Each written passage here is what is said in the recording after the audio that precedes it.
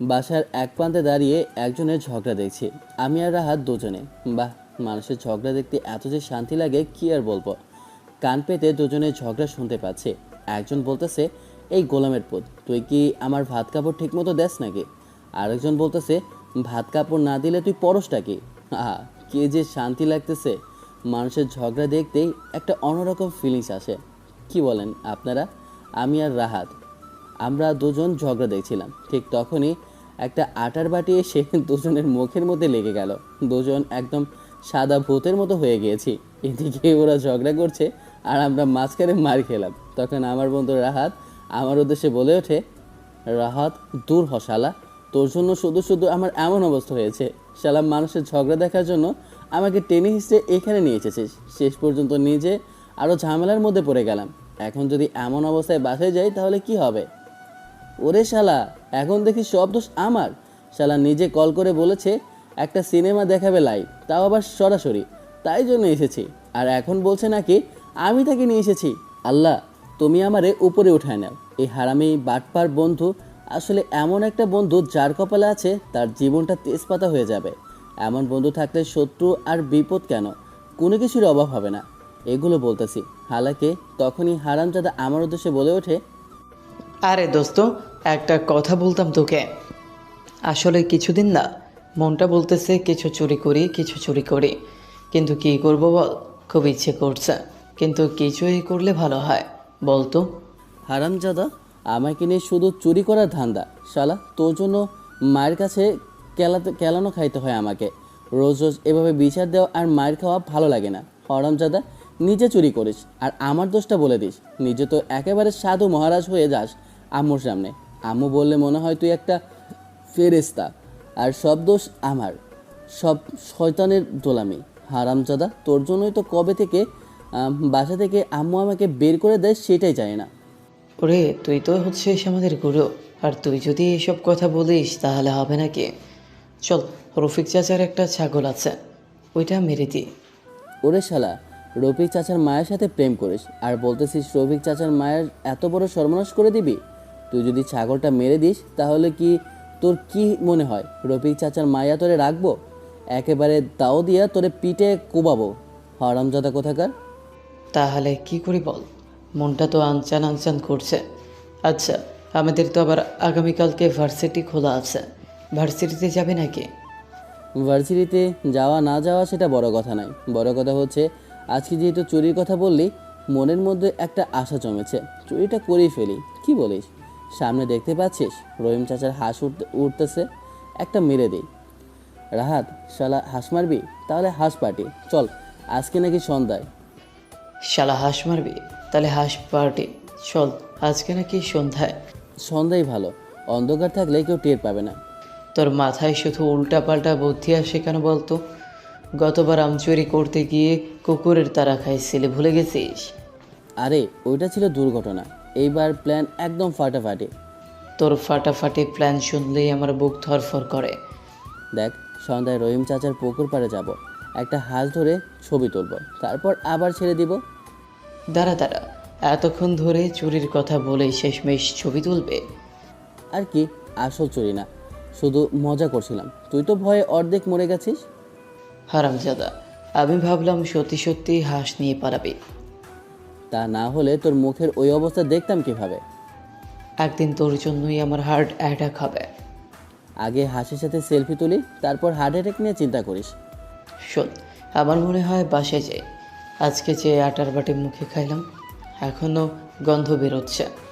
সত্যি বলতে কি, আমিও ক্ষুধায় মরতেছি। আগে বাসায় যাই, তারপরে ব্যবস্থা হবে সন্ধ্যায়। বন্ধু, আমি ব্যবস্থাটা করবই, কিন্তু মনটা এখন আনচান করতেছে। কি আর করব, লোভ সামলাতে পারছি না। এই যে এইসব ধান্দা আমাদের বেশ ভালোই লাগে। কি বলিস তুই? ঠিক বলেছিস বন্ধু, এমন যদি করতে পারি তাহলে তো মজাই মজা। আমি আর হাত এগুলো বলছিলাম, ঠিক তখনই পেছন থেকে কেউ যেন আমার হাত ধরে ইশারা করছে। আমরা পেছনে তাকাচ্ছি না, আমরা দুজন মনে হয় সুখে রহিম চাচার হাসির দিকে তাকিয়ে এসব আলাপ করছিলাম। তখনই আবারও আমাদেরকে পেছন থেকে ধাক্কা দিয়ে একজন বলে ওঠে, কি বাবারা, এখানে দাঁড়িয়ে দাঁড়িয়ে মনে হয় তোমরা কিসের ধান্দায় আলাপ করছো। আমি তো বেশ বুঝতে পারছি।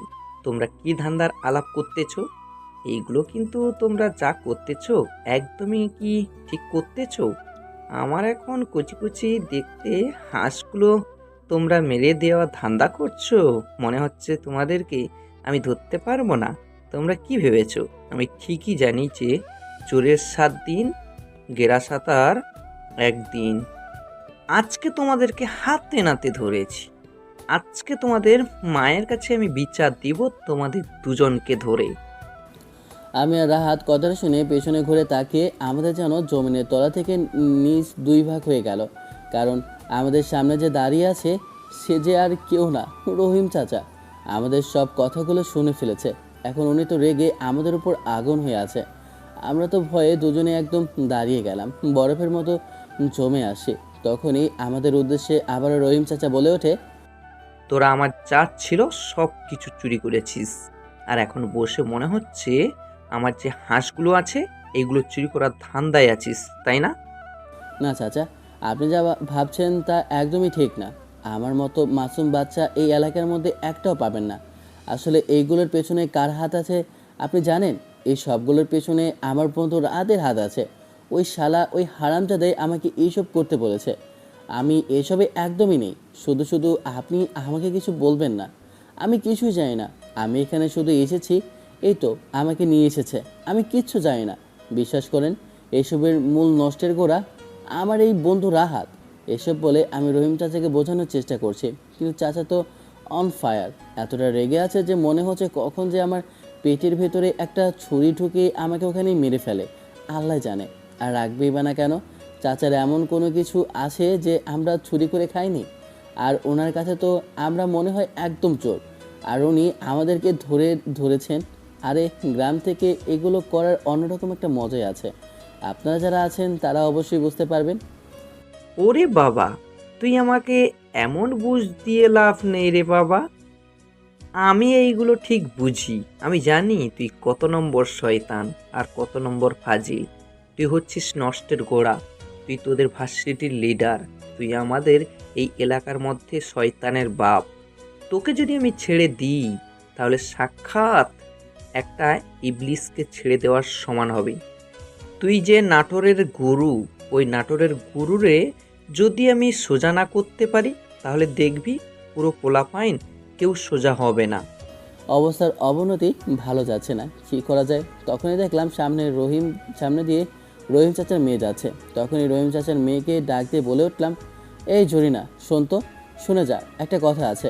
তখনই রহিম চাচা আমাদের উদ্দেশ্যে বলে ওঠে, ওই, তুই আমার মেয়েকে এখন ডাকতেছিস কেন? কথা বলে পেছনে জরিনার দিকে তাকালাম।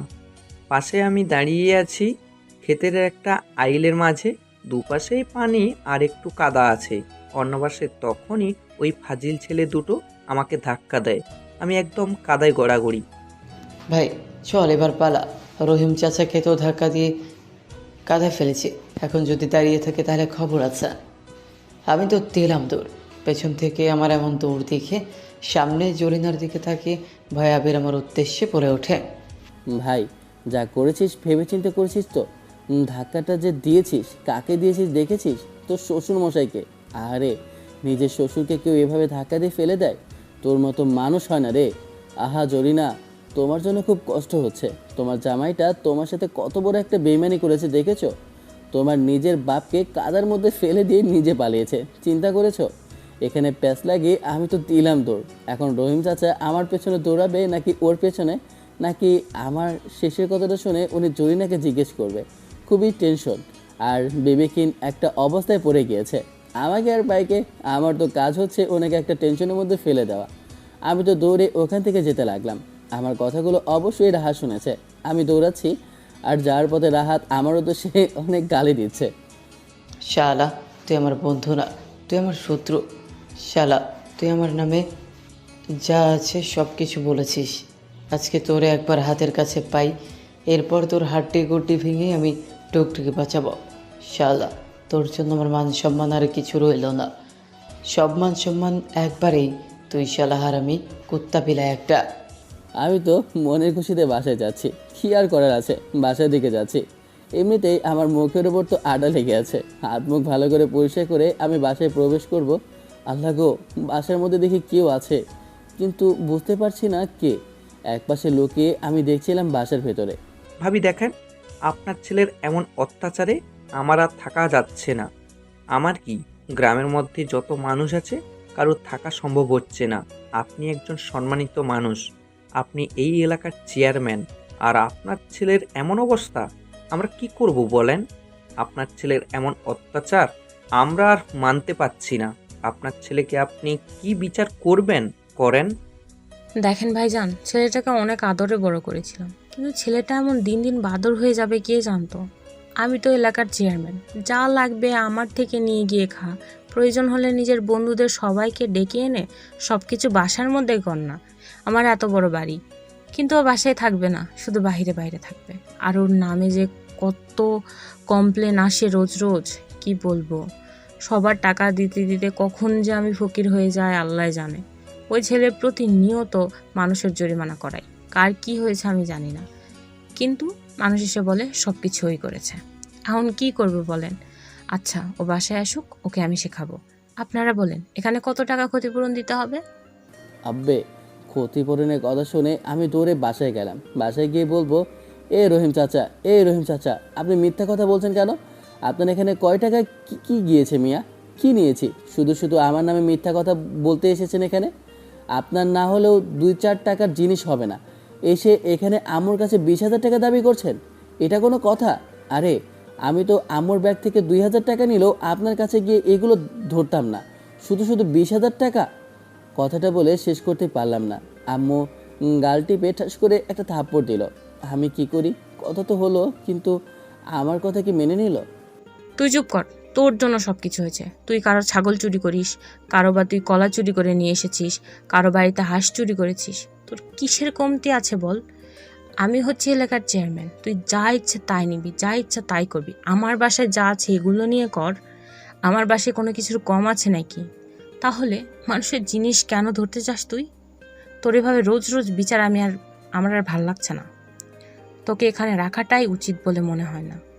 এই যা তো, আমার আলমারি থেকে টাকা নিয়ে আয়। এই যে চাচা, আপনি আপনার টাকাগুলো নিয়ে যান তো ভাই। আপনি আর কোনো কথা বলবেন না। আর ওকে যদি দ্বিতীয়বার ওখানে দেখেন, একেবারে বেঁধে পিটিয়ে লাশ করে আমার কাছে পাঠিয়ে দিবেন। আম্মু, তুমি এমন করছো কেন? কথাটা বলে আমি চলে যাব, তখনই আম্মু ডাক দিয়ে বলে ওঠে, কি, কোথায় যাচ্ছ? এখনো শেষ হয় নাই। তুমি কি ভেবেছ তুমি প্রতিনিয়ত রোজ রোজ এসব করবে আর ছাড় পেয়ে যাবে? আমি একটা সিদ্ধান্ত নিয়েছি, এছাড়া আর কিছু হবে না। মানে? আম্মু, তোমার কথা তো আমি ঠিক বুঝতে পারলাম না। কি সিদ্ধান্ত নিয়ে ফেলেছো? বুঝতে পারছি না তো। আমি সিদ্ধান্ত নিয়েছি, তোকে আমি আর এখানে রাখবো না। তোকে আমি তোর চাচার বাসায় পাঠিয়ে দেব। ওখানে থেকে এমনিতে এখানে পড়াশোনা তো দূরের কথা, দেখেছি শুধু শুধু ফাজলামি বাজে পোলাপানের সাথে ঘুরে বেড়াচ্ছিস। আমার এখানে একটা মান সম্মান আছে, সেটা আমি তোর জন্য হারাতে চাই না। এখানে চেয়ারম্যান আমি, আর তোর জন্য এখন আমার মান সম্মান হারাতে হচ্ছে। কি বলছো আম্মু? আমি তোমাকে ছেড়ে কোথায় যাব? তুমি মনে হয় এটা মজা করে বলছো, তাই না? আগামীকালকে ভার্সিটিতে যাব, কথাটা বলে চলে যাব। ঠিক তখনই আম্মু শক্ত স্বরে আমার পেছনে দাঁড়িয়ে আমার উদ্দেশ্যে আবারও বলে ওঠে, না, আমি কোনো তোকে মিথ্যা কথা বলছি না। তোর চাচার সাথে আমি কথা বলেছি, তুই ওখানে পড়াশোনা করবি। আর এমনিতে অনেক আগে আমি সিদ্ধান্ত নিয়েছি, তোর চাচার সাথে কথা বলেছি, তুই ওখানে থাকবি। ওনার অনেক বড় ব্যবসা আছে, ওখানে ব্যবসা দেখাশোনা করবি পড়াশোনাটা শেষ করে। আমি এই সিদ্ধান্ত অনেক আগেই নিয়ে ফেলেছি, তুই যখন ছোট ছিলি। তাই এসব নিয়ে কথা আমি আর বলতে চাচ্ছি না। তাই আমার এটাই শেষ কথা। এখানে আমি তোকে রাখতে পারবো না। আমি তোকে পাঠিয়ে দেব শহরে, তুই ওখানে থেকে পড়াশোনা করবি। এভাবে এখানে থেকে শুধু শুধু পড়াশোনা করবি না, আর মানুষের সাথে থেকে থেকে এগুলো করবি, আর আমার কাছে রোজ রোজ বিচার আসবে। আমি এগুলো সহ্য করতে পারবো না আর। আম্মু, এসব কি বলছো তুমি? আরে, তুমি যদি বলো আমি এসব একদম ছেড়ে দেব, কিন্তু আম্মু, আমি শহরে যেতে পারবো না। শহরে আমার একদম ভালো লাগে না। আমি কি করে শহরে থাকবো তোমাকে ছেড়ে বলো? আমার যে তোমাকে ছাড়া এক মুহূর্ত থাকতে ইচ্ছে করে না। আমার সামনে কোনো নাটক করা লাগবে না, ঠিক আছে? আমি তোকে ভালো করে চিনি, আর আমি জানি তুই কি জন্য যাবি না। নিজের বন্ধুদের ছেড়ে যাবি না, তাই তো? এটাই তো আমি খুব ভালো জানি, কিন্তু এসব বললে চলবে না তো চান্দু, তোকে যেতেই হবে, এটাই আমার শেষ কথা। আর আমি চেয়ারম্যান, তুই ভালো করে জানিস, আমাকে চিনিস, না হলে তোর পায়ের নলি ভেঙে রেখে দেব। তুই বুঝতে পারছিস তো, তোকে যেতেই হবে, এটাই আমার শেষ সিদ্ধান্ত। চেয়ারম্যান সাহেব, আপনি কিন্তু আমার মা হতে পারেন, কিন্তু ডাকাত তো না। আমিও আপনার এলাকারই একজন সদস্য, আপনার এলাকারই লোক। আপনি আমার পায়ের নলি কেটে দেবেন, আমি কিন্তু এটার বিরুদ্ধে থানায় মামলা দেব। আর এটা নিয়ে বিচার চাইবো যে আপনি আমাকে আমার নিজের বাসা থেকে অন্য জায়গায় কিভাবে পাঠিয়ে দেন।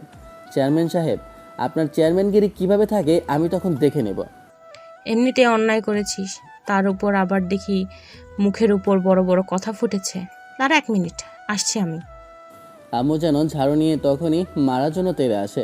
আমাকে আর পাইকে দৌড়ে ওপরের রুমে চলে গেলাম। রুমে গিয়ে শুয়ে পড়লাম। ফুল কচু, ভালো লাগে না। আম্মু একবার যা বলেছে তাই করতে হবে, তার মানে আমাকে শহরে যেতেই হবে।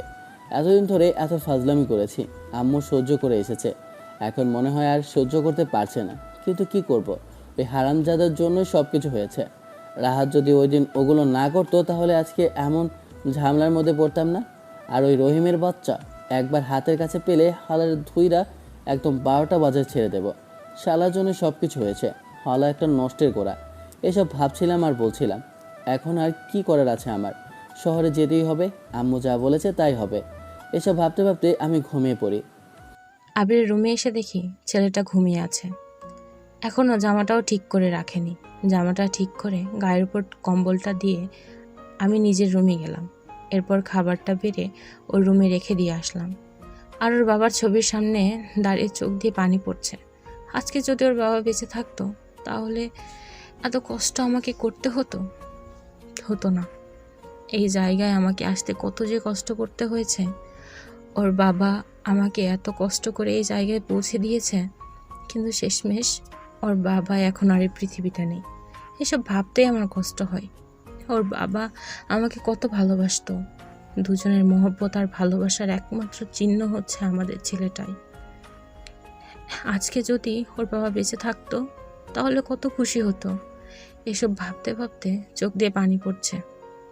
বিকেলের দিকে ঘুম থেকে উঠে ফ্রেশ হয়ে খাওয়া দাওয়া করে নিলাম। এরপর গোসলটা করে রেডি হয়ে নিলাম। হয়তো বা সন্ধ্যার দিকে আমাকে বের হতে হবে ঢাকার উদ্দেশ্যে, শহরে যেতে হবে। আম্মু যেহেতু বলেছে ওখান থেকে পড়াশোনা করতে হবে। চাচাকে ছোটোবেলায় দেখেছি, এরপর শুধু একটা মেয়ের কথাই শুনেছি, আমার আমার চেয়ে বড়, আমার চাচাতো বোন নীলা। চাচা অনেক বড় লোক, তাই তেমন একটা আশা হয় না। শহরের নামি দামিদের মধ্যেই একজন, কিন্তু কখনো এমন করে দেখিনি তাদের পরিবারকে। চাচাই মাঝে মধ্যে আমাকে দেখার জন্য আসতো, কিন্তু তার মেয়ে কখনো আসতো না। শুধু একবার ছোটোবেলায় দেখেছি, এখন আর মনে নেই, তবে একটু রাগই দেখেছিলাম। একবার মাথায় একটা বাড়ি দিয়েছিল, কথাটা মনে পড়তেই হেসে দিলাম। আমি বাসা থেকে বের হয়ে রাহাতের সাথে দেখা করতে যাচ্ছিলাম। যেহেতু সন্ধ্যায় চলে যাব, তাই শেষবার ওর সাথে দেখা করে বলবো। রাতে কল করতেই রাহাত টমটমের দোকানে এসে পৌঁছালো। আমি বাসা থেকে বের হলাম। ওহ, এত সময় আপনাদেরকে আমার পরিচয়টাই দেওয়া হলো না। আমি আবির, পরিবারের একমাত্র সন্তান। আমার মা এই এলাকার চেয়ারম্যান। আমার বাবা ছোটবেলায় মারা গেছেন। আমি আমার মায়ের আদরের বাদর ছেলে। দেখেছেন তো, আসলে গ্রামের মধ্যে থাকলে এসব ফাজলামি না করলে জীবনটাই যেন পাঞ্চে লাগে, তাই এসব চাওড়ামি করেছি। আর এগুলো শিখেছি আমার বন্ধু রাহাত। আর হালা বলে কি না আমি নাকি এগুলোর লিডার। ওই হালাকে পাইলে 2-4টা লাঠি মারতে ইচ্ছে করে এখন। আমি টমটমের দোকানের সামনে দাঁড়িয়ে দেখি হারামজাদা পেছনে দাঁড়িয়ে চা খাচ্ছে আর হাতে একটা সিগারেট। পেছন থেকে মারলাম একটা সচরে লাথি। চাটা পড়ে গিয়ে সিগারেটটা একেবারে মুখে ঢুকে যায়।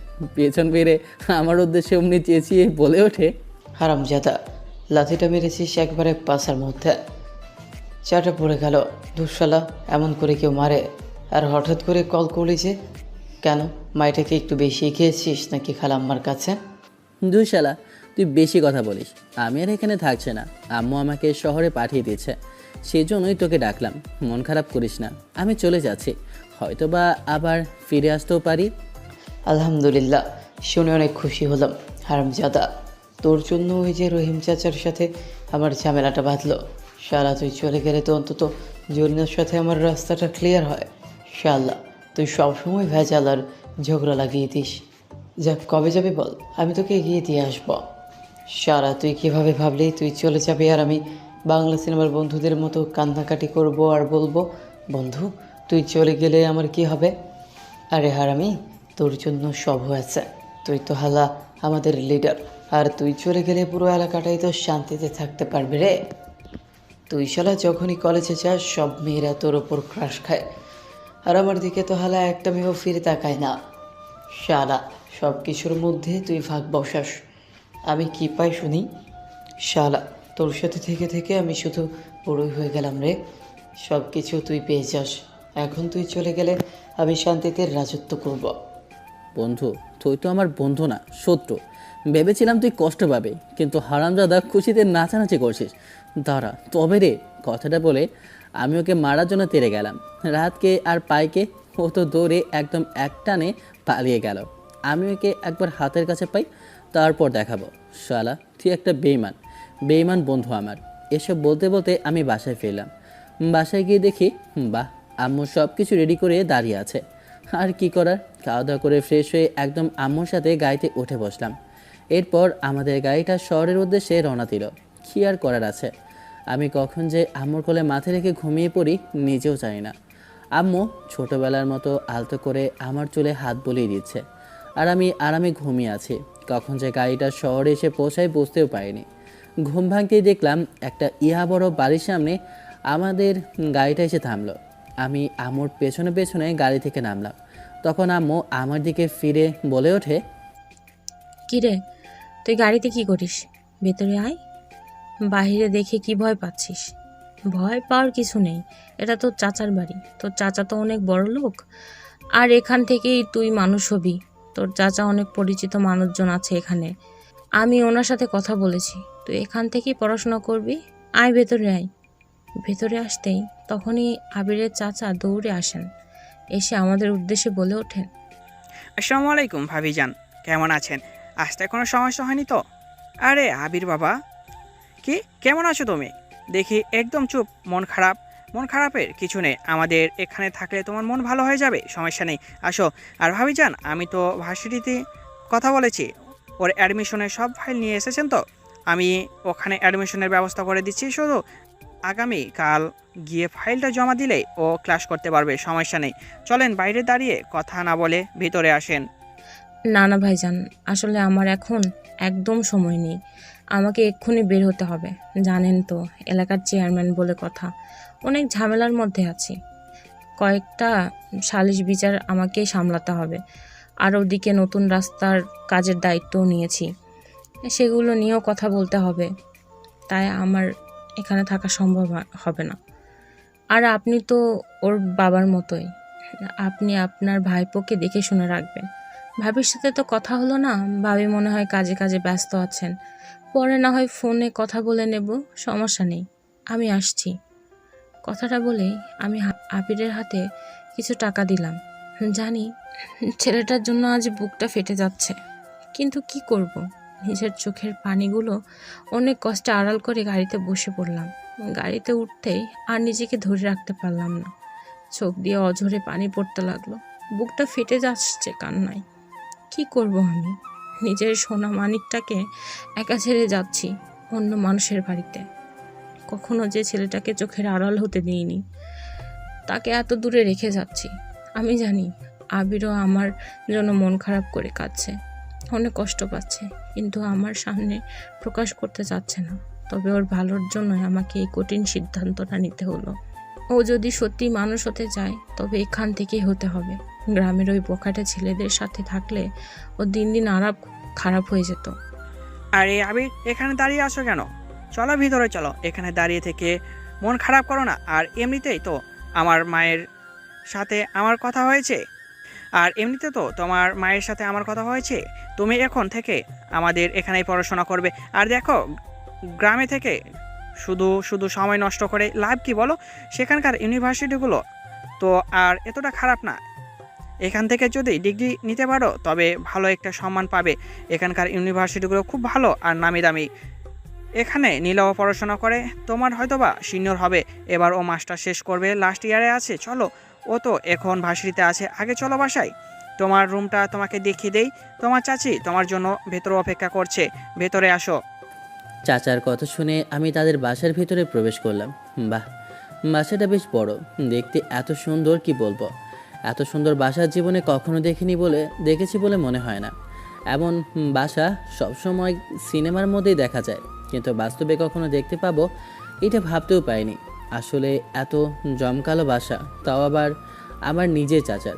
আমার চাচা যে এত বড় লোক তা আগে জানতাম না, তবে এইটুকু জানি ছোটবেলায় বাবা মারা যান। আর আম্মুর মুখে শুনেছিলাম আমার চাচা যখন ছোট ছিলেন তখন আমার বাবাই তাকে মানুষ করেছিলেন, এমনকি ব্যবসার জন্য টাকা দিয়েছিলেন। কিন্তু আমার বাবা যখন নিজের ব্যবসাটা গুছিয়ে আনছিলেন তখনই এক মর্মান্তিক দুর্ঘটনায় মারা যান। এরপরে মায়ের কাছে কিছু জমি জমা ও সম্পদ ছিল, আর গ্রামের মানুষ মাকে অনেক পছন্দ করত, কারণ আমার নানা ছিলেন ওখানকার গ্রাম প্রধান। আমার মাও খুব ভালো স্বভাবের মানুষ, তাই গ্রামের সবাই মিলে আম্মুকে চেয়ারম্যান পদে দাঁড় করিয়ে দেয়। এরপর বিপুল ভোটে জয়ী করিয়ে গ্রামের উন্নয়ন আর সেবার কাজে লাগিয়ে দেয়। আম্মু এটাতে খুব খুশি, আর এভাবেই আমাদের সংসারটা চলে। আমরা মোটামুটি ভালোভাবেই দিন কাটাচ্ছিলাম, কিন্তু ওই যে ভালো মানুষের ভালো সহ্য হয় না। শালার হারামজাদা ওই যে গ্রামের লোকগুলো আমার পেছনে লেগে রইল। শালা তোদের কি করেছি? দুই একটা জিনিস চুরি চামারি করলে কি এমন মহাভারত অশুদ্ধ হয়ে যায়? আমি হলাম চেয়ারম্যানের ছেলে, একটু একটু বাদদামি করলে তাতে কি আসে যায়?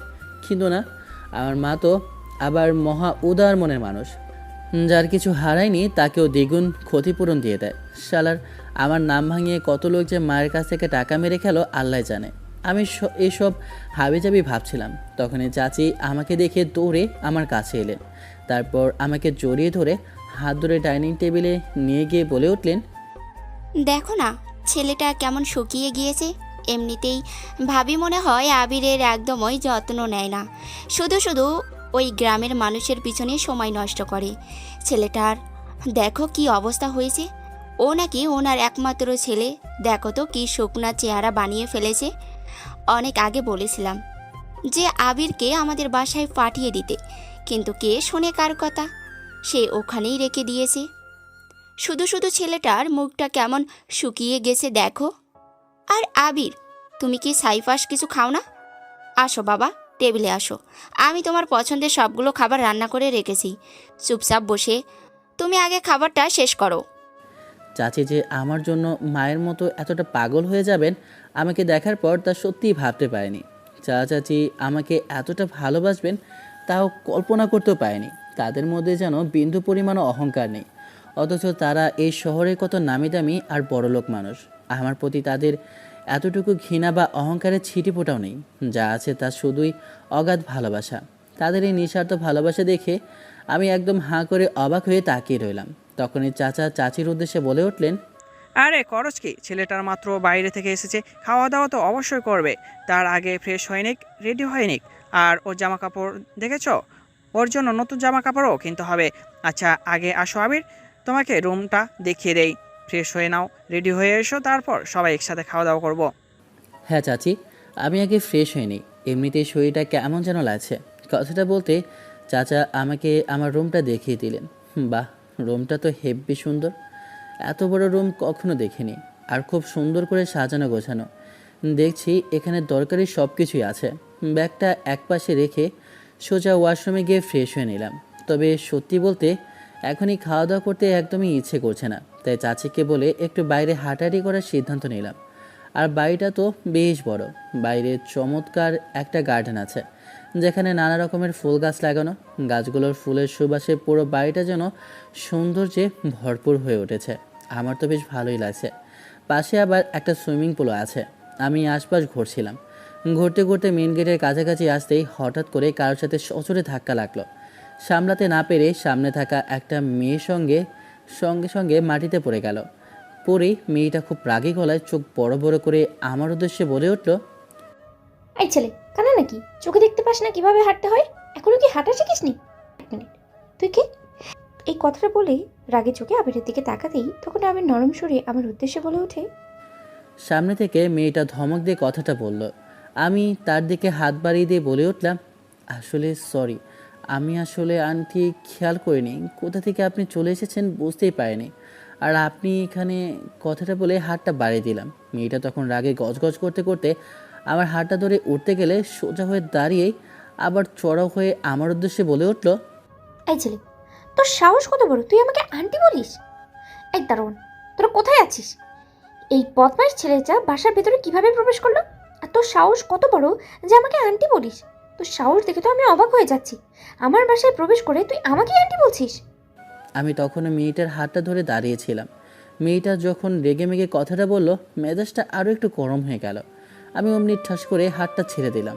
হাত ছাড়তেই মেয়েটা সামলাতে না পেরে ধপাস করে আবারও মাটিতে পড়ে গেল।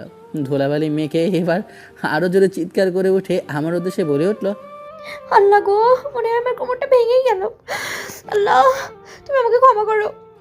এই ফাজিল শয়তান বদমাইশ ছেলে, তুই আমাকে আবার ছেড়ে দিলি কেন? একবার হাত ধরলি আবার ছেড়ে দিলি? ফাজিল পাতর ছেলে একটা। প্রথমত ধাক্কা দিলি, এরপর আমাকে আন্টি বললি, আর এখন আমাকে বাঁচাতে গিয়ে আবার ফেলে দিলি। শয়তান একটা ছেলে। আম্মু, আব্বু, তোমরা কোথায়? এই ছেলেটা কোথা থেকে এসেছে? ও মনে হয় চুরি করতে এসেছে। আর পাশে সিকিউরিটি গার্ড, ওরা সবাই কোথায় গিয়েছে? একটা চাকরি আমি রাখবো না। এই মেয়ে, তুমি কোথা থেকে এসেছো আর এসব কী বলছো? তোমার কথাবার্তা তো শুনে তো মনে হচ্ছে আসলে তোমার মেন্টালিটিতে কোনো সমস্যা আছে। আর আন্টিকে আন্টি বলবো না তো কী বলবো? হ্যাঁ, দেখে তো মনে হয় তুমি আমার চেয়ে বয়সে বড়। তো আমি তোমাকে কি বলবো শুনি? আর এখানে কিসের জন্য এসেছো? সত্যি মনে হয় পাবনা মানসিক হাসপাতাল থেকে পালিয়ে চলে এসেছো, তাই না? আমার কথাটা শুনে মেয়েটা আর নিজের মাথা ঠিক রাখতে পারলো না, ঠাস করে আমার গালে একটা চড় বসিয়ে দিল। এরপর রাগে গজগজ করতে করতে আমার শার্টের কলারটা শক্ত করে চেপে ধরলো। ধরে টানতে টানতে আমাকে বাসার মেন দরজার দিকে নিয়ে যেতে লাগলো। আমাদের এমন মারমুখী আর তুলকালাম অবস্থা দেখে চাচা চাচি দুজনেই হন্তদন্ত হয়ে ঘর থেকে বের হয়ে এলেন। ওনাদের দেখেই মেয়েটা অমনি হাত ছেড়ে দিয়ে চাচা চাচির উদ্দেশ্যে চিৎকার করে বলে উঠল, আম্মু, আব্বু, এই গ্রাম্য চেহারার ছেলেটা এখানে কোথা থেকে এসেছে? ও সাহস কি করে হলো আমাদের বাসায় প্রবেশ করার? ওকে দেখে কিন্তু আমার পুরো চোর বলে মনে হচ্ছে। বাসার সিকিউরিটি গার্ডরা কি করছিল? ওকে দেখতে পাইনি? ও কি করে ভেতরে বাগানে ঢুকলো? আর তোমরা কোথায় ছিলে? এই ছেলেটা না জেনে বুঝে ভিতরে এসেছে, আর এসেই আমাকে সজোরে একটা ধাক্কা দিয়েছে। আমার আর বুঝতে বাকি রইল না যে সামনে দাঁড়িয়ে থাকা মেয়েটা আসলে কে। চাচাচির উদ্দেশ্যে যখন ও আম্মু আর আব্বু বলে ডেকে উঠল, তখনই পুরো ব্যাপারটা পানির মতো পরিষ্কার হয়ে গেল। এ আর কেউ নাই, আমার চাচাতো বোন নীলা। আমার চেয়ে বয়সে 4 বছরের বড়, সম্পর্কে সিনিয়র আপু। অথচ আমি ওকে কিনা আন্টি বলে বসে আছি। আগেই শুনেছিলাম নীলা আপু নাকি প্রচণ্ড রাগী স্বভাবের একটা মেয়ে। আর আজ প্রথম দিনই আমি নিজের হাতে ওকে খেপিয়ে লাল করে ফেলেছি। মনে মনে বললাম, আল্লাহ তুমি আজকে আমাকে এই বিপদের হাত থেকে রক্ষা করো। নীলা আপু তখন আমার শার্টের কলারটা শক্ত করে চেপে ধরে বাঘিনীর মতো ফুঁসছিল। আমাদের এই অবস্থা দেখে চাচা দৌড়ে এলেন। তিনি শক্ত হাতে নীলার হাত থেকে আমার শার্টের কলারটা ছাড়িয়ে নিলেন। এরপর নীলার দিকে তাকিয়ে প্রচণ্ড কঠোর আর গম্ভীর গলায় চাচা বলে উঠলেন, তুই ওর শার্টের কলারটা এভাবে চেপে ধরে আসিস কেন? ছাড় ওকে। তুই ওকে চিনতে পারছিস না? ও কেন চুরি করতে যাবে? আর কেন বা তোকে চোর ডাকাত মনে হলো শুনি? ও হচ্ছে আবির, তোর ছোট চাচাতো ভাই। তুই কি আবিরের কথা একেবারেই ভুলে গেলি নাকি? আমরা যে তোকে বারবার বলেছিলাম গ্রাম থেকে আবির আসছে, পড়ার জন্য আমাদের সাথে থাকবে, এটাই তো সেই আবির। আর তুই ছেলেটা আসা মাত্রই চোখের পলক না ফেলতেই ওর সাথে এমন তুলকালাম ঝগড়া লাগিয়ে দিলি। আব্বুর মুখে নামটা শুনে আমি আবিরের দিকে ভালো করে তাকালাম। ও, তাহলে এই হচ্ছে সেই আবির। মনে মনে ভাবলাম, আচ্ছা এবার বুঝতে পারলাম। আর আমি কিনা না চিনেই ওর সাথে এমন ঘটনা কাণ্ড করে বসলাম। একটু খুঁটিয়ে দেখে মনে হলো, সেটা দেখতে শুনতে কিন্তু খারাপ না, সব দিক দিয়েই মাশাআল্লাহ ঠিকঠাকই আছে। তবে এতদিন গ্রামে ছিল তো, তাই হয়তো আচার ব্যবহার কিছুটা হাটে মাঠে টাইপের রয়ে গেছে। কিছুদিন আমার নিয়ন্ত্রণে রাখলে একদম সোজা হয়ে যাবে, ঠিকঠাক করে নেওয়া যাবে। কিন্তু এসব ভাবনার মাঝেই হঠাৎই যখন মনে পড়লো ও একটু আগে আমাকে আন্টি বলেছে, অমনি আমার পিত্তি চলে গেল। আমি আমার রক্তচক্ষু নিয়ে ওর দিকে তাকিয়ে গর্জে উঠলাম, আই, তুই আমাকে আন্টি বললি কেন শুনি? আব্বু এবার কিছু একটা বলতে যাচ্ছিল, কিন্তু আমি হাত তুলে আব্বুকে থামিয়ে দিলাম। এরপর আব্বু আম্মুর দিকে তাকিয়ে বললাম, আব্বু, আম্মু, তোমরা ভেতরে যাও তো। আমি একে চিনতে পেরেছি, এখন ওর সাথে আমার আসল বোঝাপড়া হবে। তোমরা নিজেদের রুমে যাও। কথাটা বলে আমি আবার আবিরের শার্টের কলারটা কষে ধরে সোজা ওপরের ছাদের দিকে টানতে টানতে নিয়ে যেতে লাগলাম। পেছন থেকে আব্বু আর আম্মু আমাদের এই দৃশ্য দেখে মিটিমিটি হাসছে, কিন্তু আমার সেদিকে কোনো খেয়াল নেই। আমি ওকে কলার ধরে টেনে ছাদে নিয়ে যাচ্ছি, আর তখনই আবির ভয় আর বিস্ময় মাখা কণ্ঠে আমার উদ্দেশ্যে বলে ওঠে, নীলা আপু যখন শার্টের কলারটা চেপে ধরে টানাটানি করে আমাকে সোজা ছাদে নিয়ে এলো। আমার তো ভয়ে বুক টিপ টিপ করছিল। অবস্থা খারাপ দেখে আমার কোনো উপায় না পেয়ে একদম মাসুম বাচ্চার মতো মুখটা বানিয়ে আপুর দিকে তাকিয়ে বলে উঠলাম, নীলা আপু, আসলে সরি, রিয়েলি সরি। আমি তো তোমাকে শুধু একটু রাগানোর জন্য আন্টি বলেছিলাম। আসলে তুমি দেখতে তো অনেক সুন্দরী, কিন্তু আমি একটু দুষ্টুমি করে তোমাকে রাগাতে চেয়েছিলাম, আর কিছু না, প্লিজ সরি। কথাটা শুনে নীলা আপুর চেহারাটা যেন মুহূর্তের মধ্যেই বদলে গেল। আগে সেই রুদ্রমূর্তি আর চণ্ডীরূপ যেন এক নিমেষেই কোথাও হাওয়া হয়ে গেল। চোখ মুখে রাগের ছাপটা অনেকখানি নরম হয়ে এলো। তবে শার্টের কলারটা কিন্তু তিনি পুরোপুরি ছাড়লেন না। একটু আলগা করে ধরে রেখেই মিটমিটিয়ে এক গা জ্বালানো হাসি দিয়ে আমার উদ্দেশ্যে বলে উঠলেন, আচ্ছা ঠিক আছে, মেনে নিলাম, কিন্তু তোর চেহারা এই অবস্থা কেন? গ্রামে থেকে নিজেকে একদম খ্যাতের মতো বানিয়ে ফেলেছিস। জামা কাপড়গুলো তো দেখা যায় একেবারে পুরনো আর ঢিলে ঢালা। কথাটা বলেই হঠাৎ আমার কী যে মনে হলো, সঙ্গে সঙ্গে মুখটা আবার গম্ভীর করে ফেললাম। একদম কড়া আর রাগী গলায় আবিরের উদ্দেশ্যে বলে উঠলাম, তোর কি কোনো গার্লফ্রেন্ড আছে? একদম সত্যি করে বলবি, কোনো মিথ্যে বলবি না। যদি মিথ্যে বলিস বা লুকানোর চেষ্টা করিস, তবে কিন্তু এই ছাদ থেকে তোকে আমি নিচে ফেলে মেরে ফেলবো, আর মাথাটা এক বাড়ি দিয়ে ফাটিয়ে দেবো। বল, আছে তোর কেউ? নীলা আপু হুট করে এই প্রশ্নটা শুনে আমি তো একদম হাঁ হয়ে গেলাম। মনে মনে চরম অবাক হয়ে ভাবতে লাগলাম, আপু আমাকে এত ভালো করে চিনে ফেললো কী করে? গ্রামে থাকতে তো ওনার সাথে আমার কখনোই কোনো কথা হয়নি, উনি কখনো ফোন দিয়ে খবরও নেয়নি। আমি সারা জীবন গ্রামেই কাটিয়েছি, কলেজের ফ্রেন্ডদের সাথে দুষ্টামি ফাজলামি করেছি, গ্রামে ঘুরিয়ে বেরিয়েছি, কোনো দিন তো ঢাকায় আসিনি। আর নীলা আপু কখনো আমাদের গ্রামে যায়নি। তাহলে আমার চালচলন, স্বভাব চরিত্র সম্পর্কে এত কিছু নিয়ে জানলেন কী করে? নাকি চাচি আমার সব খবর আগেই ওনাকে দিয়ে রেখেছেন? মাথায় হাজারটা প্রশ্ন ঘুরপাক খাচ্ছিল বলে আমি কিছুক্ষণের জন্য একদম চুপ মেরে দাঁড়িয়ে রইলাম। আমাকে এভাবে চুপচাপ হাঁ করে তাকিয়ে থাকতে দেখে নীলা আপু এবার গলার আওয়াজ আর একদাপ চড়িয়ে বেশ অধৈর্য ভঙ্গিতে আমার উদ্দেশ্যে বলে উঠল, কি হলো, এমন চুপ করে আছিস কেন? কথা বলিস না কেন? চুপচাপ দাঁড়িয়ে কেবল হাঁ করে আমার মুখের দিকে তাকিয়ে আছিস কেন শুনি? গিলে খাবি আমাকে? আমি তোকে কি জিজ্ঞেস করেছি কান পর্যন্ত পৌঁছায়নি? তোর কোনো গার্লফ্রেন্ড আছে কি নেই সেটা সোজা কথাই বলবি, নাকি আবার একটা থাপ্পড় খাবি? নীলা আপুর এমন ভয়ানক রূপ দেখে আমি তো ভয়ে শেষ। আশপাশে তাকিয়ে দেখলাম যে অনেক সুন্দর করে ফুল গাছ সাজানো আছে। বুঝতে পারলাম যে রুচি আছে নীলা আপুর, কিন্তু এমন হঠাৎ করে প্রথম দেখায় নীলা আপুর এমন ব্যবহারে আমি বেশ অবাক হলাম। তাই আমি নীলা আপুর দিকে ভালো করে তাকিয়ে রইলাম। বাহ, বাগি চোখে আর মুখটা ভীষণ সুন্দর লাগছে, একদম যেন লাল টমেটোর মতো হয়ে আছে নীলা আপুর মুখটা, আর চোখ দুটো যেন বেশ মায়াবী। কিন্তু এই মায়াবী চোখে কেউ যদি রাগীভাবে তাকিয়ে থাকে, তারপরেও যেন আরও বেশি সুন্দর লাগে রাগী মুখটা দেখতে নীলাপুর। যেমন মুখটা আছে ঠিক তেমন আমি নীলাপুর দিকে তাকিয়ে এরপর মাথা নিচু করে নিলাম। তারপর নীলাপুর উদ্দেশ্যে বলে উঠি, আসলে না, আমি কারোর সাথে তেমন কথা বলি না, আর আমার এসবে মোটেও পছন্দ না। আমি এখানে আম্মু বলাতে এসেছি পড়াশোনার জন্য, না হলে তো আমি আসতে চাইনি। তখন আমার এমন কথা শুনে নীলা আপু একগাল হাসি দেয়। এরপর আমার উদ্দেশ্যে বলে ওঠে, ও তাই নাকি? মা বলেছে বললেই সোজা ছেলেটির মতো চলে এসেছিস। বাহ, একদম লক্ষ্মী ছেলে তো। আমার কথাটা শুনে নীলা আপুর ঠোঁটের কোণে একটা দুষ্টুমি ভরা মুচকি হাসি ফুটে উঠল। রাগে লাল হয়ে থাকা মুখটাতে হাসির ঝলক আসতে দেখে যেন সৌন্দর্য আরও একধাপ বেড়ে গেল।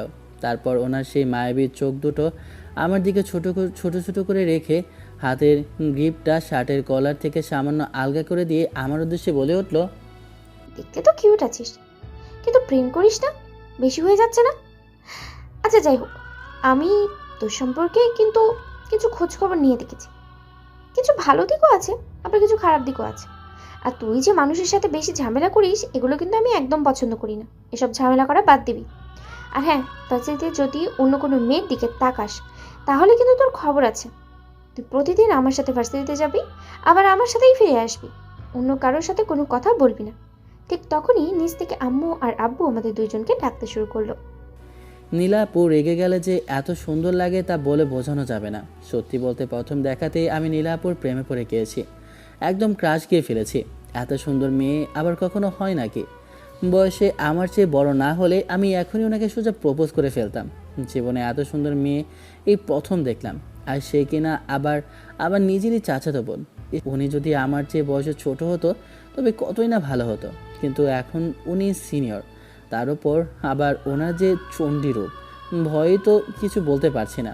আর আসার পরপরই যে থাপ্পড়টা আমার গালে বসিয়ে দিয়েছিল, এখনও গালে হাত দিলে ভয়ে আত্মা পুরুষ খাঁচা ছাড়া হয়ে যাওয়ার মতো অবস্থা।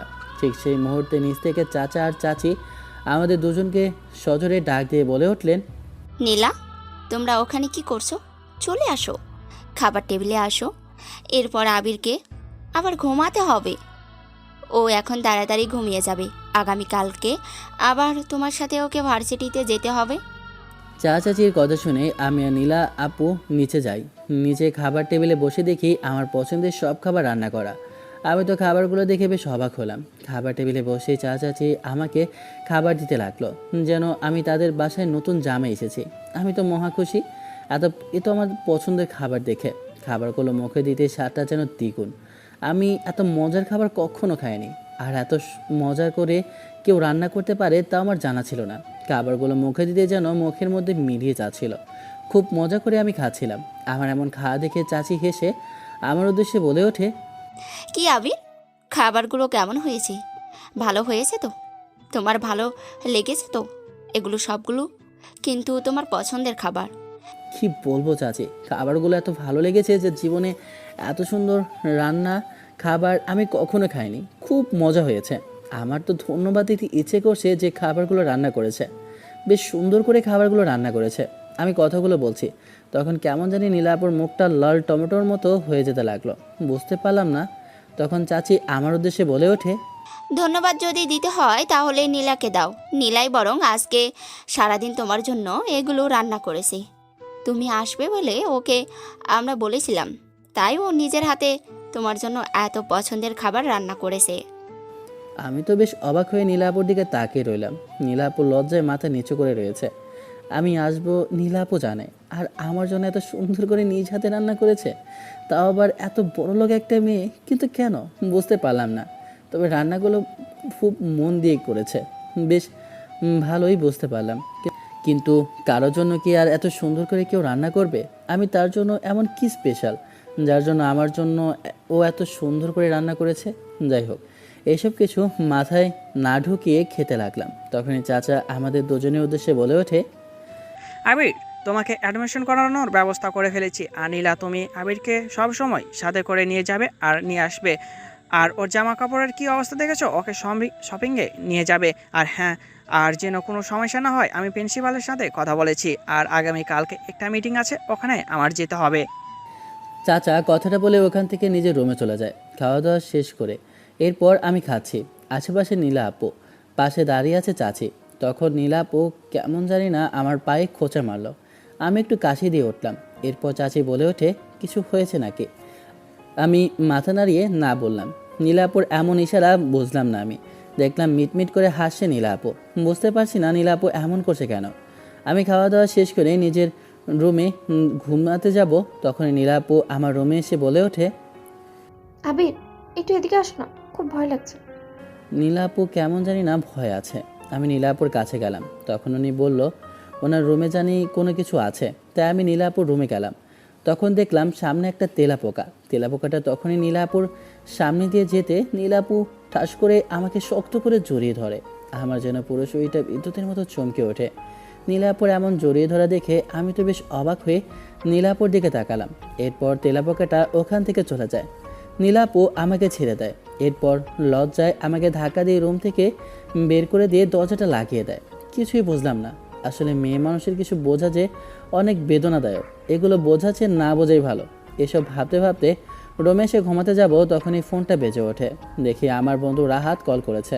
ফোনটা রিসিভ করতেই রাহাত আমার উদ্দেশ্যে বলে ওঠে, কিরে বন্ধু, সুন্দরী চাচাতো বোনের ভালোবাসা পাচ্ছিস তো? তুই তো পাবি, তোদের তো এখন সময়।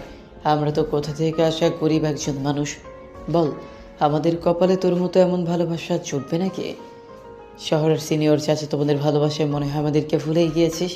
তো শালা, বিষয়টা এমন না। এরপর ওকে সব কিছু খুলে বললাম। কিছুক্ষণ কথা বলে আমি ঘুমিয়ে পড়লাম, কারণ কাল সকালে আবার নীলাপুর সাথে ভার্সিটিতে যেতে হবে। সকালবেলা আমি আবিরের রুমে প্রবেশ করে দেখি আবির বাচ্চাদের মতো ঘুমিয়ে আছে।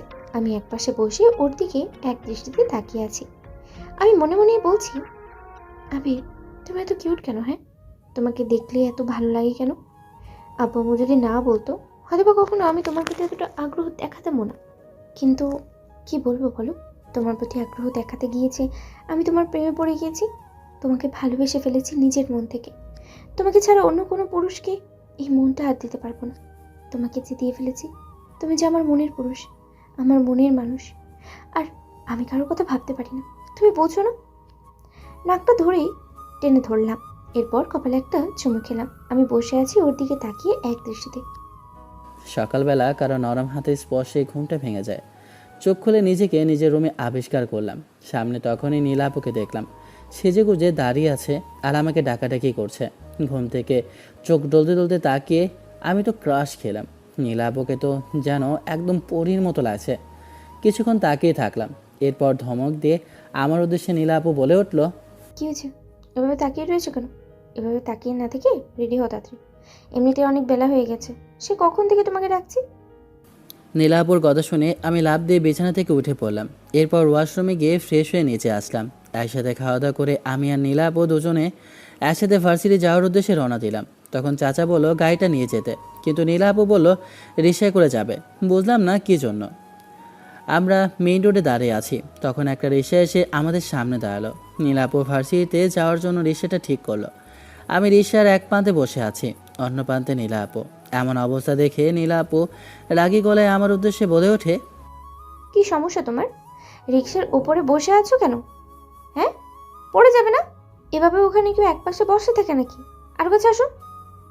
না মানে আমি ওখানেই ঠিক আছি, পড়বো না, আমার লজ্জা লাগছে বেশ। লজ্জা মানে? কিসের লজ্জা?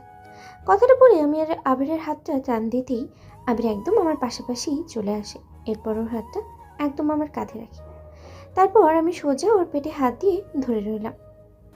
নীলাপুর এমন ব্যবহারের জন্য মোটেও প্রস্তুত ছিলাম না। নীলাপু এভাবে আমাকে শান্ত করে লেপ্টে বসবে নিজেও ভাবতে পারিনি। কেমন যেন অন্যরকম ফিলিংস হচ্ছে নিজের ভেতরে। জানি না এই ফিলিংসের মানেটা কি, কিন্তু বেশ ভালোই লাগছে। আর যখন নীলাপুর দিকে তাকিয়ে আমি রিক্সার মধ্যে তাকাচ্ছি, নীলাপু বারবার তার অবাধ্য চুলগুলো ঠিক করছিল, আর আমি শুধু বারবার নীলাপুর মুখের দিকে তাকিয়ে আছে। ফর্সা মুখে হালকা মেকআপে কি সুন্দর লাগছে বলে বোঝাতে পারবো না। একদম হেব্বি সুন্দরী একটা মেয়ে, যে কোনো ছেলে দেখলে ক্রাশ খাবে। পুরো রাস্তা নীলাপুর দিকে তাকিয়ে রয়েছিলাম, আর নীলাপুর শুধু সামনের দিকে তাকিয়ে রয়েছে। ফাজিল ছেলেটা আমার দিকে এইভাবে তাকিয়ে আছে, লজ্জা লাগে না ওর? এভাবে কেউ কারোর দিকে তাকিয়ে থাকে না। মনে মনে এসব ভাবছি আর ওইদিকে বারবার আর চোখে তাকাচ্ছি, অথচ ও কোনো তোয়াক্কা না করেই শুধু আমার দিকেই হাঁ করে তাকিয়ে আছে। সত্যি একটা ফাজিল দুষ্ট ছেলে। এদিকে কখন যে রিক্সাটা একটা বড় ভার্সিটির সামনে দাঁড়ায় বুঝতেই পারিনি। আমি রিক্সা থেকে নেমে পড়ি, তখন নীলাপু আমার সাথে নেমে পড়ে। আমি রিক্সা ভাড়াটা দিতে যাব, তখন নীলাপু আমাকে ধমক দিয়ে বলে ওঠে, এই, তুমি রিক্সা ভাড়া দিচ্ছ কেন? বড় হয়ে গেছিস তাই না? আমি আছি না? আমি থাকতে তুই রিক্সা ভাড়া দিবি কেন? আর হ্যাঁ, আমি থাকা সত্ত্বেও যদি কোনো দিন এমন টাকা বের করতে চাস তাহলে কিন্তু থাপড়িয়ে একদম এখানে অজ্ঞান করে ফেলবো। কি, এই বলে দিলাম। নীলাপুর কথা শুনে চুপ করে রইলাম, আর কিছু বললাম না। তখন নীলাপু তার ব্যাগ থেকে 500 টাকার একটা নোট বের করে রিক্সাওয়ালা ড্রাইভারকে দিল। তখন রিক্সাওয়ালা চাচা বলল তার কাছে ভাঙটি নেই। কথাটা শুনে নীলাপু বলে উঠল, টাকা ফেরত দেওয়া লাগবে না, এটা আপনার বকশিশ। কথাটা বলে হাসি মুখে নীলাপু আমাকে সাথে করে আমার ক্যাম্পাসে ঘুরিয়ে দেখায়। এরপর আমার উদ্দেশ্যে বলে ওঠে, আবির, তুমি কোনো মেয়ের সাথে কথা বলবে না। আর সামনেই তোমার ক্লাস, কিছুক্ষণ পর ক্লাস শুরু হবে। আমি ও পাশে যাচ্ছি, ওই পাশের ক্যাম্পাসটা আমাদের। যখন ক্লাস শেষ হবে আমি তোমার জন্য তোমার ক্লাসের সামনে অপেক্ষা করব। তুমি ক্লাস শেষ হওয়ার পর আমার সাথে একসাথে বাড়িতে যাবে। আর হ্যাঁ, কোনো মেয়ের সাথে যেন কথা না বলো। আর কেউ কিছু বললে আমাকে বলবে। এমন কেউ নেই যে তোমাকে কিছু বলতে পারবে। আমি সবাইকে বলে দিয়েছি তোমার কথা। কোনো সিনিয়র ছেলে তোমার সামনে এসে তোমাকে কিছু বলতে পারবে না। আর কিছু বললে তুমি আমাকে বলবে, ঠিক আছে? সব স্যার ম্যাডামদেরকে আমি তোমার বিষয়ে জানিয়ে দিয়েছি। আর প্রিন্সিপাল হচ্ছেন আমার আব্বুর বন্ধু, তাই ওসব নিয়ে চিন্তা করবে না। আর তুমি হয়তো বা জানো এই ভার্সিটিটা তোমার চাচা মানে আমার আব্বুর, তাই তুমি কোনো ভয় পাবে না, ঠিক আছে? আমি যেন কোনো বাচ্চা, আর নীলা আপু আমাকে বাচ্চাদের মতো বুঝিয়ে দিয়ে ওখান থেকে যেতে লাগলো। যেন বারবার নীলা আপুর কেমন ভয় লাগছে আমাকে এখানে রেখে চলে যেতে। কিন্তু বুঝলাম না নীলা আপুর এমন ব্যবহার কেন আমার প্রতি। আমি সব কিছুই না বুঝে ভার্সিটির ক্যাম্পাসের ভেতরে প্রবেশ করলাম। ক্যাম্পাসে একা একে হাঁটছিলাম, তখনই পেছন থেকে মেয়েলি কণ্ঠে কারো ডাক শুনতে পেলাম। আমি পেছন ঘুরে তাকিয়ে দেখি একটা সুন্দরী মেয়ে আমার দিকে এগিয়ে আসে। এরপর আমার কাছে এসে আমার উদ্দেশ্যে বলে ওঠে, এই ছেলে, অনেকক্ষণ ধরে তোমাকে ডাকাডাকি করছি, শুনছো না দেখি? ছেলেটার কাছে এসে কথাটা বলে আমি হাঁপাতে লাগলাম। তখন ছেলেটা বলে ওঠে, সামনে থেকে কোথা থেকে একটা মেয়ে এসে কথাটা বলতে লাগলো। তখন আমি মেয়েটার উদ্দেশ্যে বলে উঠি, জি বলুন। আসলে আমি এই ভার্সিটিতে একদম নতুন, তেমন কাউকে চিনি না, তো তাই আপনি কাকে ডাকছেন ঠিক বুঝতে পারিনি। মেয়েটা একটু সোজা হয়ে দাঁড়িয়ে হালকা হেসে বলে ওঠে, ও আচ্ছা, তাহলে তুমি এই ভার্সিটিতে নতুন? তাহলেই তো ভালোই হলো। আমি শ্রাবণী। কথাটা বলে আমি হাসি মুখে হাতটা বাড়িয়ে দিলাম। তুমি কোন ডিপার্টমেন্টে আর কোন ইয়ারে আছো? জি আমি আবির, এই তো আমি এখানে ফার্স্ট ইয়ারে অ্যাডমিশন নিয়েছি, এবারই প্রথম বর্ষে আছি। কথাটা শুনে শ্রাবণী একটা মিষ্টি হাসি দিয়ে হাতটা নাড়িয়ে বলে ওঠে, ও, ভালোই হলো, তাহলে আমরা একই ক্লাসে।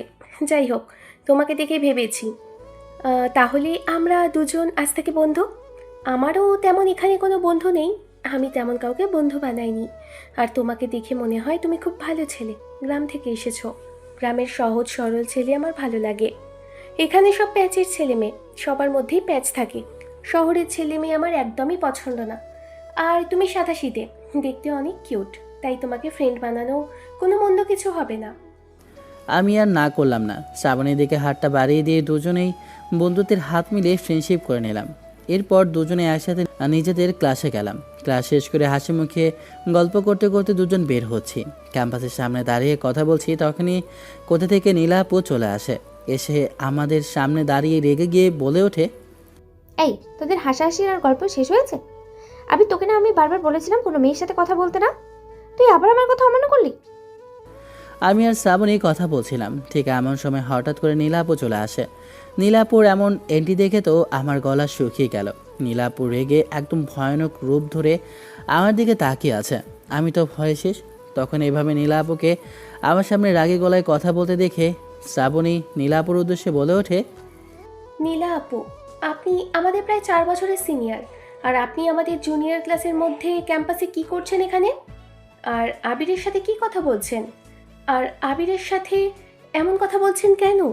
আবির তো আমার ক্লাসমেট। এই মেয়ে, তুমি চুপ করো। তোমার সাথে কোনো কথা বলতে আমি চাইনি, আমি আবিরের সাথে কথা বলছি। এমন কথা বলছেন কেন আপনি? আর নীলা আপু, এটা একদম ঠিক না। ও আমার ক্লাসমেট, ও আমার বন্ধু, আমরা দুজনে একসাথে কথা বলতেই পারি। আর আপনি ওর অনেক সিনিয়র, ওর আপনি যাই হন না কেন এভাবে আমাদের মধ্যে আপনি ইন্টারফেয়ার করতে পারেন না। তাই আমি আপনাকে কথাটা বলছি, আমার আর ওর মধ্যে যেমন সম্পর্কই থাকুক না কেন, আপনি মাঝখানে এসে কথা বলার কোনো অধিকার রাখেন না। আমি তো এমনি ভয় শেষ, তার উপর মেয়েটা আর যা বলছে মনে হয় জীবনটা আজকে শেষ হয়ে যাবে। মনে মনে বলছি, বন্ডে থাম, তোকে বন্ধু বানিয়ে জীবনের সবচেয়ে বড় ভুল করেছি আমি। এমনিতেই রাগে একটা মেয়ে, তার উপর রেগে তোর সাথে কথা বলছে, আর তুই এখন যা বলছিস আমাকে আজ বাঁচিয়ে রাখবি তো? এসব ভেবে আমি আল্লাহর কাছে শুধু শেষ ক্ষমাটা যাচ্ছি, আল্লাহ যেন আমাকে মাফ করে দেন। তখন নীলা আপু রাগে দিশিতে কেমন যেন তাকিয়ে রইল আমার দিকে। এরপর টস করে একটা থাপ্পড় বসিয়ে দেয় শ্রাবণীর গালে। শ্রাবণী তো একদম হাঁ করে তাকিয়ে রইল। তখন নীলা আপু আমাকে শক্ত করে ধরে আমার আর শ্রাবণীর দিকে তাকিয়ে বলে ওঠে, ও আমার বয়ফ্রেন্ড, আর ওর সাথে আমার সব কিছুই। আমি কি বলবো না বলবো সেটা তোকে বলতে হবে? তোকে বলতে আমি বাধ্য নই। ওর সাথে আমার সব কিছুই আছে, আর আমি ওর কাছে আসবো না তো কি তুই আসবি? ওর সাথে অন্য একটা মেয়ে থাকলে আমার খারাপ লাগবে না তো কি তোর খারাপ লাগবে? তোকে নেক্সট টাইম বলে দিচ্ছি, তুই আবিরের দিকে চোখ তুলে আর তাকাবি না। আবির শুধু আমার। কথাটা বলে আমি আবিরকে টেনে নিয়ে যখনই নীলাপুর ওখান থেকে বের হতে যাব, ঠিক তখনই শ্রাবণী বলে ওঠে, ও আপনার থেকে 4 বছরের জুনিয়র, এসব কি করে আপনি বলতে পারেন? ওর সাথে আপনার মানায় নাকি? আর প্রথম ও এখানে এসেছে, আর আপনি বলছেন ও আপনার বয়ফ্রেন্ড। এসব কী ধরনের কথা বলছেন আপনি? আমি তো নীলা আপুর কথা শুনে একদম নিজের কানকেও বিশ্বাস করতে পারছি না। আমি একদম পাথরের মতো দাঁড়িয়ে রইলাম। শ্রাবণীর কথা শুনে শক্ত হয়ে গেলাম। আমাকে এভাবে দাঁড়িয়ে থাকতে দেখে নীলা আপু বলে ওঠে, ও, তাহলে তুই ওই মেয়েটার জন্য এখানে দাঁড়িয়ে থাকবি? ঠিক আছে, দাঁড়িয়ে থাক। কথাটা বলি ওখান থেকে রাগ করে সোজা হন করে ভার্সিটি থেকে বের হয়ে গেলাম। আমিও সোজা বাসায় চলে গেলাম। আমি তো কিছুই বুঝলাম না, কিছু বললামও না। আমি শুধু কথাটা শুনে থ হয়ে দাঁড়িয়ে গেলাম। কিন্তু রেগে মেগে নীলা আপু ওখান থেকে চুপচাপ বাসায় চলে গেল। শ্রাবণী তো অবাক হয়ে এইসব কাণ্ড দেখছে। আমি শ্রাবণীর উদ্দেশ্যে বলে উঠলাম, দেখো শ্রাবণী, এসবের জন্য একদম সরি। আর উনি আমার চাচাতো বোন, সিনিয়র আপু, তাই তোমার এসব বলা একদমই উচিত হয়নি। আর সত্যি বলতে আমি নীলাপুকে ভালোবাসি। নীলাপু এই কথা কেন বলছে জানি না। নীলাপু আমার চেয়ে হয়তো সিনিয়র, কিন্তু প্রথম দেখায় তাকে আমি ভালোবেসে ফেলেছিলাম। আমি এখানে নতুন এসেছি, এটা আমার প্রথম ক্লাস ছিল। আর আমি চাই না তুমি এইসব নিয়ে বাড়াবাড়ি করো। আর তুমি আমার শুধুমাত্র বন্ধু। আমি জানতাম না বিষয়টা এত দূর গড়িয়ে যাবে, আর নীলা আপু এতটা রেগে যাবে। আমি নীলা আপুকে ভালো করেই চিনি। আজ পর্যন্ত কখনো কোনো ছেলেকে পাত্তা দেয়নি। নীলা আপু তো আমাদের পুরো ভার্সিটির ক্রাশ। পুরো ভার্সিটি জুড়ে সবাই ওনাকে পছন্দ করে। প্রতিদিন ওনার কাছে কত প্রপোজাল আসে, তার কোনো হিসেব নেই। ছেলেরা লাইন ধরে ওনার দিকে তাকিয়ে থাকে। কিন্তু আজকে হঠাৎ করে তোমার সাথে ওনাকে এভাবে দেখে আমি বেশ জেলাস ফিল করেছিলাম। এখন বুঝতে পারছি যে আসলেই তুমি স্পেশাল, কিন্তু তুমি শুধুই নীলা আপুর জন্য স্পেশাল। এই বিষয়টা বুঝতে পেরে আমার নিজেরও এখন হিংসে হচ্ছে। সত্যি, তুমি এখন নীলা আপুর রাগটা ভাঙাও। নীলা আপু হয়তোবা আমার কথায় কষ্ট পেয়েছেন। আমি শ্রাবণীর কথা শুনে নীলা আপুর রাগ ভাঙানোর জন্য ওনার পেছনে পেছনে যেতে লাগলাম। নীলা আপু তো অনেক আগেই বাসায় চলে গিয়েছে, তাই আমিও বাসায় ফিরে গেলাম। বাসায় গিয়ে দেখি সবাই চুপচাপ বসে আছে, পুরো পরিবেশ থমথমে। রুমে এসে দেখি নীলা আপু নেই। উনি রুমের দরজা বন্ধ করে কান্নাকাটি শুরু করেছেন। আমাকে ভেতরে প্রবেশ করতে দেখে চাচা চাচি দুজনেই তড়িঘড়ি করে আমার কাছে এগিয়ে এলেন। এরপর আমাকে উদ্দেশ্য করে চাচা বলে উঠলেন, আবির, নীলার সাথে কি কিছু হয়েছে নাকি তোমার? আর ভার্সিটিতে কেউ কিছু বলছে তোমায়? তাহলে এমন রেগে কেন চলে এলো নীলা? কিছুই তো বুঝলাম না। বাসায় এসে সব কিছু ভাঙচুর করে একাকার অবস্থা। ও তো না রেগে গেলে কখনো এমনটা করে না। এত পরিমাণ রেগে আছে যে বাসায় সব কিছু ভেঙে নিজের রুমের দরজা বন্ধ করে বসে আছে। কিছুই বুঝতে পারছি না কি হয়েছে। আসার পর থেকে কিছু খাওয়া দাওয়া করছে না, কারোর সাথে কোনো কথাও বলছে না, একদম চুপচাপ হয়ে আছে। কই, তেমন কিছু তো হয়নি। আমি নীলাপুর রুমের সামনে গেলাম, কিন্তু গিয়ে দৃশ্যটা দেখে বেশ অবাক হলাম। রুমের ভেতরে ফ্লোরে ভাঙাচোরা সব জিনিসপত্র ছড়িয়ে ছিটিয়ে পড়ে আছে। অনেক দামি দামি জিনিস নিচে আছাড় মেরে ভেঙে ফেলে রেখেছে। নীলাপু সামান্য একটা বিষয় নিয়ে এতটাই রেগে গেল কেন, কিছুই তো মাথায় ঢুকছে না। এত সাধারণ একটা ব্যাপার নিয়ে এতটা তুলকালাম করার কারণটা অন্তত আমি খুঁজে পাচ্ছি না।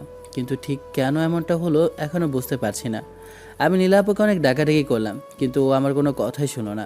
আমার কিছু না বলে অগত্যা খাবার টেবিলে এসে বসলাম। চাচি আমাকে খাবার দিলে আমি চুপচাপ খেয়ে নিজের রুমে চলে আসলাম। সত্যি কিছু বুঝতে পারছি না কী থেকে কী হয়ে গেল। রুমে এসে আবারও একবার ডেকেছিলাম, কিন্তু ওপাশ থেকে কোনো সারা শব্দ নেই। ধুর, তাতে আমার কি?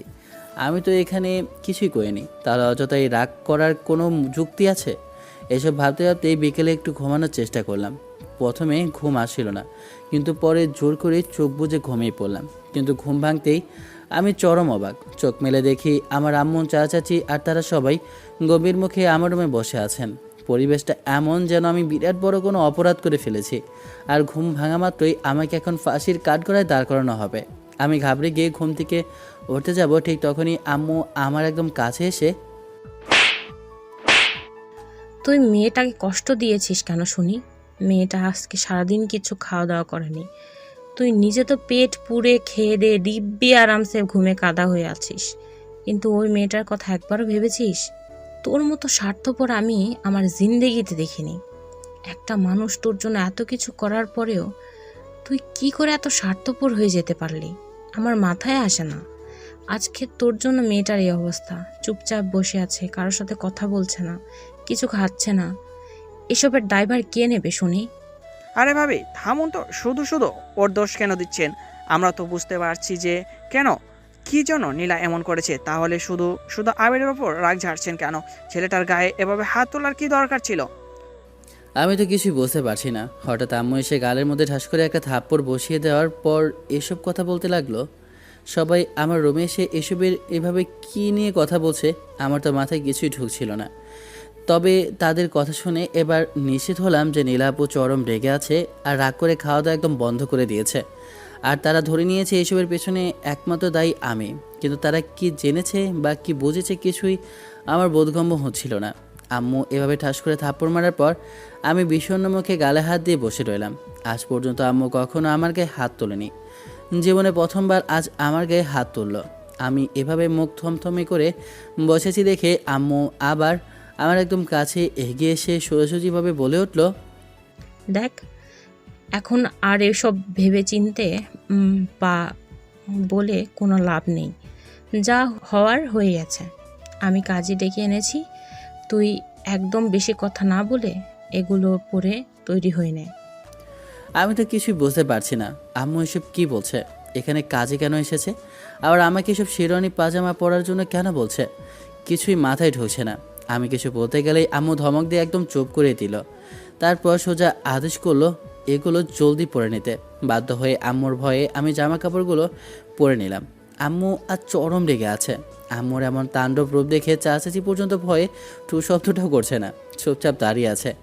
আম্মুকে এতটা রাখতে আমি শুধু বিচার সালিসের মধ্যেই দেখেছি, কিন্তু আমার উপর এতটা রাগ আম্মু জীবনে কখনো দেখায়নি। আম্মু তো সবসময় আমার সাথে নরম সুরেই কথা বলতো, কিন্তু আজকে আমি এমন কি মহাভারত অশুদ্ধ করলাম যার জন্য এতটা ক্ষেপে আছে।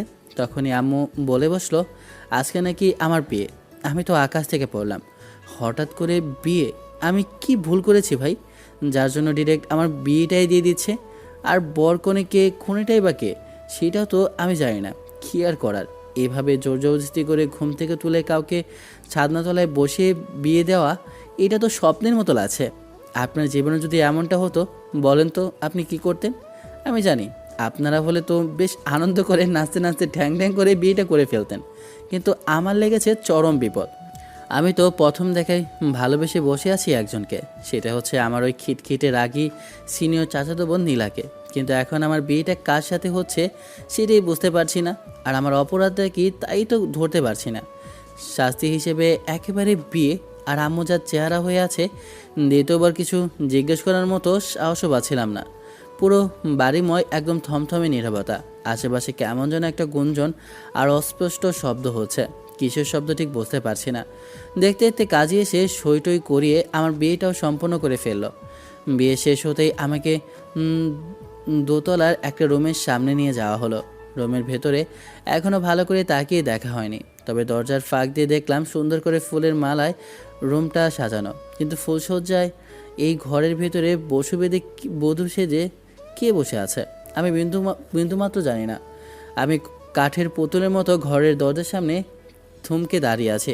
আমাকে এভাবে দরজায় দাঁড়িয়ে থাকতে দেখে আম্মু পেছন থেকে এসে গম্ভীর গলায় ডাক দিয়ে বলে উঠল, কি হয়েছে? এভাবে এখানে হাবলার মতো দাঁড়িয়ে আছিস কেন? আজকে তোর বিয়ে হয়েছে, যা নিজের রুমে যা।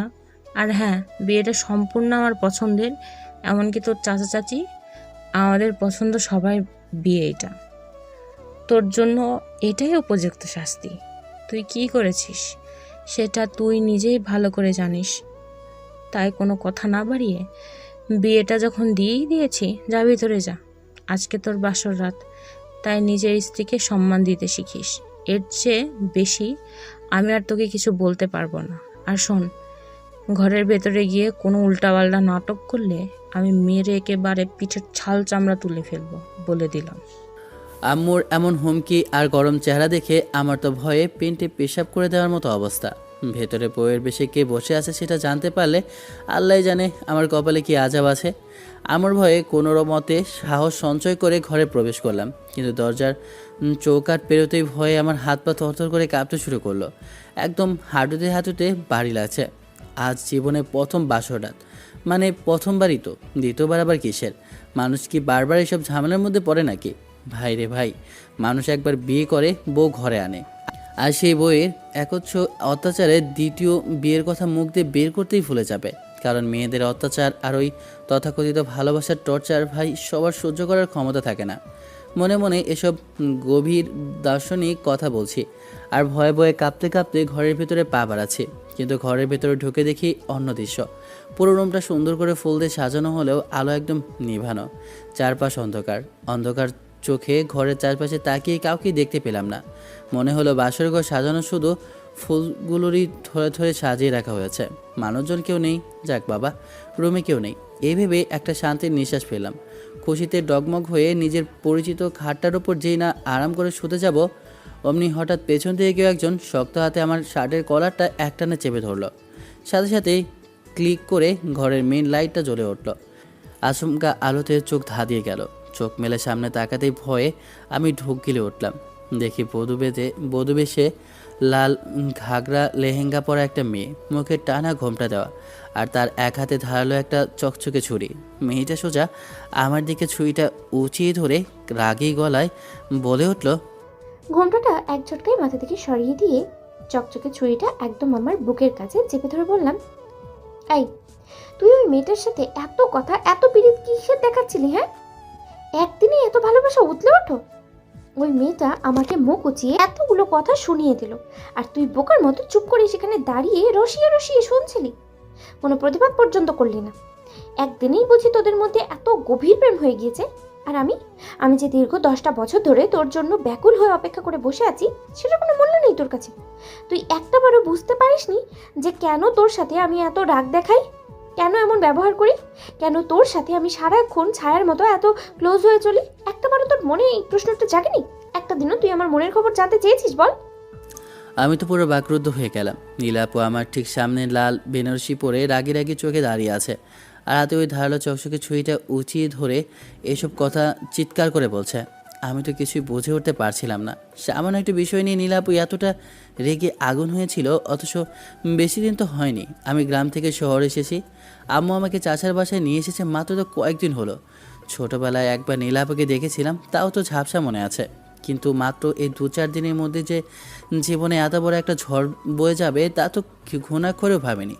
আর নীলাপু নাকি আমার জন্য দীর্ঘ 10 বছর ধরে অপেক্ষা করছে, এসবের কিছুই আমার সাধারণ মাথায় ঢুকছিল না। বিশ্ববিদ্যালয়ে পড়া সেই অতি সাধারণ মেয়েটা শ্রাবণী, তার সাথে একটু কথা বলার জেদে যে নীলাপুর বাড়িতে এসে এমন একটা কাণ্ড ঘটিয়ে বসবে তা আমার কল্পনার বাইরে ছিল। তবে সত্যি বলতে মনের এক কোণে কিন্তু প্রচণ্ড এক আনন্দের জোয়ার হয়ে যাচ্ছিল, কারণ শেষ পর্যন্ত নীলাপুর সাথেই তো আমার বিয়েটা হয়েছে। যাকে প্রথম দেখাতেই ভালোবেসে ফেলেছিলাম, যাকে নিজের করে পাওয়ার স্বপ্ন দেখেছিলাম, সেই নীলাপু এখন আমার বিবাহিত স্ত্রী। এর চেয়ে আনন্দের আর কী বা হতে পারে? কিন্তু সেই আনন্দের মাঝেই বুকটা ভারী হয়ে আসছিল। নীলাপুর অভিমানী আর রাগের চেহারা দেখে কষ্ট পাচ্ছিলাম, কারণ ওর এই অনিয়ন্ত্রিত রাগের পেছনে আসল কারণটা আমি স্পষ্ট বুঝতে পারছিলাম না। ঠিক তখনই আচমকা নীলাপুর হাত থেকে খসে ঝনঝন শব্দে মেঝেতে ছুরিটা পড়ে গেল। ছুরিটা হাত থেকে খসে পড়তে নীলাপু আর নিজেকে সামলে রাখতে পারল না। দুহাতে মুখ ঢেকে ফুপিয়ে ফুপিয়ে কান্নায় ভেঙে পড়ল। ওর টলটলে চোখ বেয়ে অঝোর ধারায় পানি গড়িয়ে গড়িয়ে পড়তে লাগলো। মেঝেতে বসে এভাবে ওকে অঝরে কাঁদতে দেখে আমার বুকের ভেতরটা মোচড় দিয়ে উঠল। কি করব বা কি বলবো কিছুই ভেবে পাচ্ছিলাম না। ধীর পায়ে এগিয়ে গিয়ে নীলাপু ঠিক সামনে হাঁটু গেড়ে বসলাম। খুব নরম গলায় ওর উদ্দেশ্যে বলে উঠলাম, কি হয়েছে নীলাপু, তুমি এইভাবে বাচ্চাদের মতো কান্না করছে কেন? আর আমি এমন কি ভুল করেছি বলো তো? আর দীর্ঘ 10 বছর ধরে তুমি আমার জন্য অপেক্ষা করছো মানে? আমি তো কিছুই বুঝতে পারছি না, প্লিজ আমাকে একটু বুঝিয়ে বলো। আমার কথা শুনে নীলাপু ভেজা ভেজা চোখে আমার দিকে তাকালো। তারপর ওর মুখ থেকে যা শুনলাম তা শুনে আমি চরম অবাক হয়ে হা করে ওর দিকে তাকিয়ে রইলাম। নীলাপু চোখের জল মুছতে মুছতে আমাকে বলল, তুই বড্ড একটা পাষাণ হৃদয়ের মানুষ। আমি তুই কিচ্ছু বুঝিস না। তোর জন্য আমি সেই ছোটবেলা থেকে অপেক্ষা করে বসে আছি জানিস। আব্বু আর আম্মু তো বহু আগেই তোর সাথে আমার বিয়ে ঠিক করে রেখেছে। আমি তোর যে 4 বছরের সিনিয়র, তাও তোকে সমস্ত মন প্রাণ দিয়ে মেনে নিয়েছি। কিন্তু তুই এতটাই বোকা যে এখনো জানতেই না আমার সাথে তোর বিয়ে ঠিক হয়ে আছে। তোকে আমি ছোটবেলা থেকে ঠিক কতটা ভালোবেসেছি তুই কোনোদিনও টের পাসনি। আম্মু যখন আমাকে বললো যে তুই ঢাকায় এসে পড়াশোনা করবি, তখন আমার মনে কি পরিমাণ আনন্দ হয়েছিল তুই ভাবতেও পারবি না। মনের ভেতরে কত শত স্বপ্ন সাজিয়ে রেখেছি, শুধু মনে মনে বলতাম তুই তো অবুঝ আর চঞ্চল কেন। আমি তো শুধু চেয়েছিলাম তুই যখন ঢাকায় আসবি তোকে পুরো নিজের করে আগলে রাখবো, নিজের হাতে তোকে সাজাবো, নিজের মতো করে শাসন করবো, আমার ভালোবাসার খাঁচায় বন্দি করে রাখবো। কিন্তু কিন্তু আমার সেই স্বাদ বুঝে আর পূরণ হলো না। চোখের সামনে দিয়ে অন্য কেউ তোকে আমার কাছ থেকে ছিনিয়ে নিয়ে যাচ্ছিল। এই এই কষ্ট, এই বুকের ভিতরের যন্ত্রণা আমি কি করে সহ্য করতাম বলতো? জীবনে কত ছেলে আমাকে প্রপোজ করেছে, ভালোবাসার প্রস্তাব দিয়েছে, আমি কাউকে একটাবারের জন্য পাত্তা দিইনি। শুধু তোর কথা ভেবেছি, তোর ওই না বোঝা চেহারাটার ছবি বুকে ধরে রেখেছি। আর শেষমেশ তুই কি করলি? আমাকে ভালোবাসার বদলে অন্য একটা অচেনা মেয়ের পিছনে ছুটলি। তুই অন্য কারোর হয়ে যাবি এটা আমি নিজের চোখে কিভাবে দেখতাম? তুই যদি অন্য কারোর হয়ে যেতিস তবে আমার নিজের হাত দিয়ে নিজেকে শেষ করে দেওয়া ছাড়ার কোনো পথ খোলাই থাকতো না। কারণ তোকে ছাড়ছে আমি আর অন্য কোনো মানুষকে নিয়ে ভাবতে পারি না। আমি তুই না আমার নিঃশ্বাস, আর সেই নিঃশ্বাসটাই যদি বন্ধ হয়ে যায় তবে একটা মানুষ বেঁচে থাকে কি করে তুই বল? আমার আর বুঝতে বাকি রইল না কারণটা। এখন আমি একে একে দুই মিলিয়ে সব বুঝতে পারলাম যে আসল কাহিনীটা কি। তার মানে এটা যে নীলা আমাকে ভালোবাসে, আর তার কারণটা বুঝতেও পারলাম। কিন্তু নীলা তো বোঝে নাই আমি ওকেও ভালোবেসে ফেলেছি। ও হয়তো আমার থেকে সিনিয়র, কিন্তু সব জেনেও আমি তাকে ভালোবেসে ফেলেছি, এটা তো আর নীলা চায় না। আমি ওর চোখ দুটো মুছে ওকে টান দিয়ে নিজের বুকে টেনে নিলাম। নীলা বেশ অবাক হয়ে আমার মুখের দিকে তাকিয়ে আছে। তখন ওর দৃষ্টিতে ওর মুখের দিকে তাকিয়ে বলি, এই পাকলি, কান্না করছো কেন তুমি? তোমার ভালোবাসা এত গভীর যে বিশ্বাস করো তুমি আমার থেকে সিনিয়র, কিন্তু তোমাকে প্রথম দেখায় আমি নিজেও ভালোবেসে ফেলেছিলাম। তোমার সাথে আমার বিয়ে ঠিক হয়ে আছে সেটা আমি জানতাম না। আমার পরিবার আমাকে কখনো জানায়ওনি, আমার মা কখনো আমাকে বলেওনি। ছোটোবেলায় বাবাকে হারিয়েছি, তারপর মা আমাকে মানুষ করেছে। আমি গ্রামে বড় হয়েছি, আমার বন্ধুবান্ধব সবাই গ্রামের মানুষ, সাধারণ মানুষ। গ্রামে আড্ডা দিয়েছি। এই শহরের মানুষের কথা, মানুষের কালচার আমার কিছুই জানা নেই। আমি শুধু সাধারণ একটা মানুষ, আমি কিছুই জানি না, আমার মধ্যে কোনো প্যাচ নেই। কিন্তু সত্যি বলতে আমি তোমার সাথে প্রথম ধাক্কায় প্রেমে পড়েছিলাম। তোমাকে প্রথম যখন দেখেছি তখনই প্রেমে পড়েছি। তোমার সত্যি বলতে এই মায়াবী চেহারা আমাকে পাগল করেছে। তোমার এই মায়াবী দুটি আঁখি আমাকে পাগল করেছিল। সত্যি তোমাকে আমি ভালোবেসে ফেলেছিলাম। কথাটা বলে কপালে একটা চুমু খেলাম। কিন্তু নীলা এখনও নারাজ, আমার উপর রেগে আছে। তখন নীলা আমাকে ধাক্কা দিয়ে ফেলে দেয়। এরপর রাগী গলায় আমার উদ্দেশ্যে বলে ওঠে, না না, আমি তোকে বিশ্বাস করি না, তুই একটা ফাজিল ছেলে। তোকে কি আমি চিনি না? তুই একটা চরম ফাজিল, তোর সাথে আমার কোনো কথাই নেই। কথাটা বলেই মুখ ঘুরিয়ে অন্যদিকে পেছন ফিরেই শুয়ে রইলাম। ঠিক তখনই আমাকে একদম অবাক করে দিয়ে আবির হুট করেই আমাকে পাজা কোলে করে কোলে তুলে নিল। এরপর সোজা আমাকে নিয়ে ছাদে নিয়ে যেতে লাগলো। আমি ওর বুকে দুমড়ে মুচড়ে ধুমধাম করে কিল খুশি মারতে মারতে চিৎকার করে বলে উঠলাম, যা শয়তান, আমাকে ছেড়ে দে। তুই তুই আমাকে ভালোবাসিস না, তুই শুধু মনে করিস আমি তোর থেকে সিনিয়র, তাই না? হ্যাঁ, তুই আমাকে ভালোবাসিসই না, আমি খুব ভালো করেই জানি। তুই শুধু আমার মন রাখার জন্য সব নাটক করছিস। তুই তো নিজে কোনোদিনও আমাকে ভালোবাসার কথা প্রকাশও করিসনি। আমি তোর সাথে কোনো কথাই বলতে চাই না, ফাজিল ছেলে। সর, ছেড়ে দে আমাকে। আমি নীলাকে কোলে তুলে ছাদে নিয়ে গেলাম। নীলা খুব অভিমান করে আছে। আমি ওর সামনে গিয়ে দুই হাত শক্ত করে ধরে ওর উদ্দেশ্যে বলে উঠলাম, জানি তোমার অভিমান করার যথেষ্ট কারণ আছে, কিন্তু বিশ্বাস করো আমি এটা স্বীকার করতে বাধ্য হচ্ছি যে তোমার এই গভীর ভালোবাসাই আমাকে তোমার প্রেমে পড়তে বাধ্য করেছে। তোমাকে প্রথম দেখাতেই আমি নিজেও ভালোবেসে ফেলেছিলাম। বিশ্বাস করো নীলা, তোমাকে কষ্ট দেওয়ার কোনো ইচ্ছে আমার ছিল না। আমি তো জানতামই না যে ছোটোবেলায় তোমার সাথে আমার বিয়ে ঠিক হয়েছিল। কিন্তু তুমি বিশ্বাস করো, আমি তোমাকেই ভালোবাসি। অন্য কারোর সাথে কোনো সম্পর্কে জড়ানোর ইচ্ছা আমার একটুও ছিল না। সামান্য একটা বিষয় নিয়ে তুমি মনে এতটা আঘাত পাবে সেটা আমি ভাবতেই পারিনি। তোমাকে ছাড়া অন্য কাকে ভালোবাসার কথা আমি চিন্তাও করতে পারি না। প্রথমে আমার একটু ভয় ছিল, কারণ তুমি আমার সিনিয়র। আমার মনে হয়েছিল তোমাকে ভালোবাসাটা হয়তো আমার অন্যায় হবে। আমি অতি সাধারণ একজন ছেলে, আর তুমি শহরের এত বড় নামী পরিবারের মেয়ে। আমি তো সাধারণ গরিব ঘোড়া ছেলে। এসব চিন্তা করে ভালোবাসার পা দুটো পেছনে টেনে নিতে চেয়েছিলাম, কিন্তু ওপরওয়ালা কি অশেষ ইচ্ছা দেখো, আমাদের সম্পর্কটা তো অনেক আগেই তিনি একসাথে লিখে রেখেছিলেন, যা আমি নিজেও জানতাম না। আর আজ দেখো সেই ভালোবাসা আমাদের স্বামী স্ত্রী পবিত্র বন্ধনে এক করে দিয়েছে। আমি তোমাকে সত্যি মন থেকে ভালোবাসি নীলা। আমার এই ভালোবাসার গভীরতা সাগর আর পাহাড়ের চেয়েও বেশি, যা তোমাকে আমি মেপে দেখাতে পারবো না। আজ যদি তুমি আমাকে ফিরিয়ে দাও আমি খুব কষ্ট পাবো। কথাটা বলে আমি আমার হাতটা ওর দিকে বাড়িয়ে দিলাম। ঠিক তখনই নীলা দৌড়ে এসে কান্নাকাটি করতে করতে আমাকে শক্ত করে জড়িয়ে ধরলো। আর আমার বুকে হালকা কিলঘুষি বসিয়ে দিতে দিতে কাঁদতে কাঁদতে বলে উঠলো, ফাজিল ছেলে, দুষ্ট ছেলে কোথাকার। তুই একদম একটা ফাজিল ছেলে, পচা ছেলে। তুই সবসময় ভালোবাসবি তো আমাকে? আমার জুনিয়র পর আমাকে সবসময় ভালোবাসবি তো? বল, কখনো ছেড়ে যাবি না? আমি নীলাকে আরও শক্ত করে জড়িয়ে ধরলাম। না, কখনো ছেড়ে যাব না। আমি আমার সিনিয়র বউকে সবসময় ভালোবাসবো, আর এখন থেকে আগের চেয়ে দ্বিগুণ ভালোবাসবো। সবসময় ওকে এভাবে আগলে রাখবো, ভালোবাসার মায়া জালে শক্ত করে বন্দি করে রাখবো, আর কখনো ছেড়ে যাব না। আমাদের এই ভালোবাসা কোনো দিন শেষ হবে না। কথাটা বলে আমি ওকে একদম বুকের সাথে জড়িয়ে ধরে রইলাম। এরপর আমি নীলার কাঁধে মাথা রেখে আকাশের চাঁদের দিকে তাকিয়ে রইলাম। আজকের আকাশের চাঁদটা কেমন যেন শান্ত, তবে সত্যি বলতে চাঁদটা আমার কাছে অতটাও সুন্দর লাগছে না, কারণ আমার আসল চাঁদ তো এখন আমার বুকের মধ্যে, একদম আমার নিজের কাছে। আমি নীলার কপালে আলতো করে একটা চুমু খেলাম, তারপর আমার ঠোঁটটা নীলার ঠোঁটের সাথে এক করে দিলাম। আমাদের গভীর প্রেম দেখে বোধ হয় আকাশের চাঁদেরও হিংসা হচ্ছে। আমাদের দুজনের ভালোবাসা আরও গভীর হতে লাগলো। আর আপনারা এখানে বসে বসে কি দেখছেন শুনি? আমাদের মিষ্টি ভালোবাসা দেখতে আপনাদের একটু লজ্জা লাগে না? যান, নিজেরা গিয়ে বিয়ে করে বউয়ের সাথে গিয়ে প্রেম ভালোবাসা করেন। যান, ভাগেন এখান থেকে। গল্পটার মধ্যে হয়তো বেশি রোমান্টিক লাগায়নি, কিন্তু সবসময় বেশি রোমান্টিকও এতে ভালো লাগে না। কিছু গল্পের মধ্যে একটু হাসি কান্নাও না থাকলে চলে না। অবশ্য কেউ বাজে কমেন্ট করবেন না।